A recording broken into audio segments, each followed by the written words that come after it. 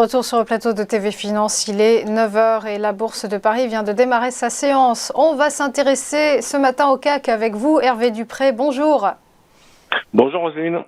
Vous êtes, on le rappelle, trader et fondateur de carltrading.com.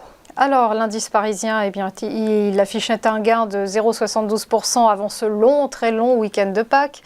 Le CAC, on peut le dire, a plutôt bien résisté aux annonces de la BCE la semaine dernière, en route vers la normalisation monétaire.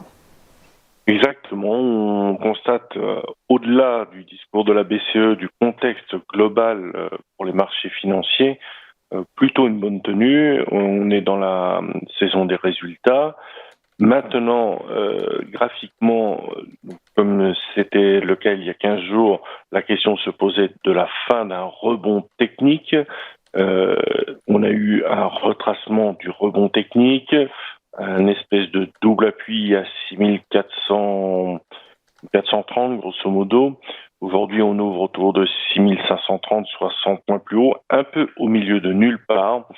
Et c'est extrêmement difficile d'envisager des perspectives dans le contexte que je vous ai cité. Nous avons les réunions de printemps du FMI aussi, quelques discours, quelques news macro cette semaine, les élections quand même pour le CAC, marché franco-français qui auront lieu ce dimanche. Donc pour cette semaine, l'idée c'est d'essayer de préserver les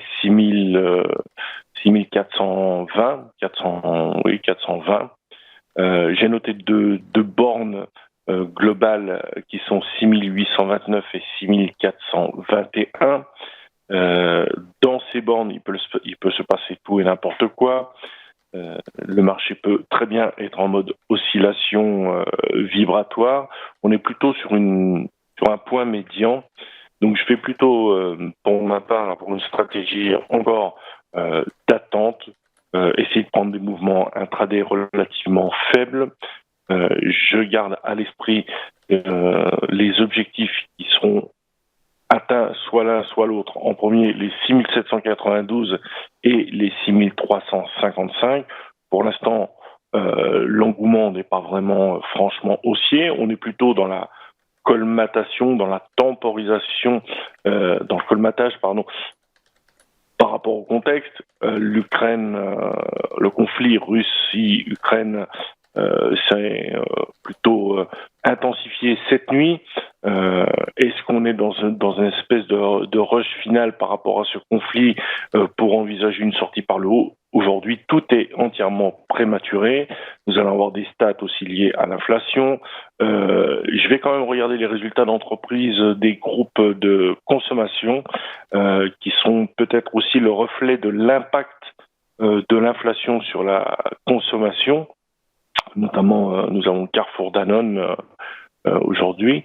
Et donc, dans ce contexte-là, on essaie plutôt de jouer des mouvements intraday relativement faibles. Pas de raison de se positionner d'un point de vue gestion moyen terme sans avoir d'éléments plus probants côté mouvement de marché. Et parallèlement, je regarde aussi les actifs marqueurs de risque qui, eux, pour l'instant, ne donnent pas d'informations, ne marquent rien. Mais je reste très très attentif à un gros mouvement de marché qui est en préparation. Pour l'instant, on est toujours dans une phase de compression. Il est extrêmement de prévoir si la sortie va se faire par le haut, malgré qu'on ait beaucoup d'objectifs vers le haut. Et on peut avoir encore un rush baissier important. Je dirais que le marché aura la possibilité de se reprendre tant qu'on ne dépassera pas en clôture les 6238, on va dire. Donc vous voyez que les fourchettes sont très larges. Là, on est un peu au milieu. Donc prendre des positions au milieu, ça peut se faire plutôt en scalp, un tra-scalp, éventuellement intraday, mais pas au-delà. Voilà, donc toujours dans l'attente. Je pense que la semaine prochaine, à l'issue des élections, on aura déjà une visibilité un peu améliorée et surtout, on scrutera la résolution ou non du conflit Russie-Ukraine.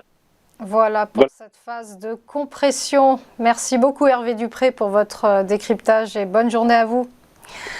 À suivre après une courte pause, quelles valeurs vont se démarquer aujourd'hui? Eh bien, vous saurez tout avec les Market Movers.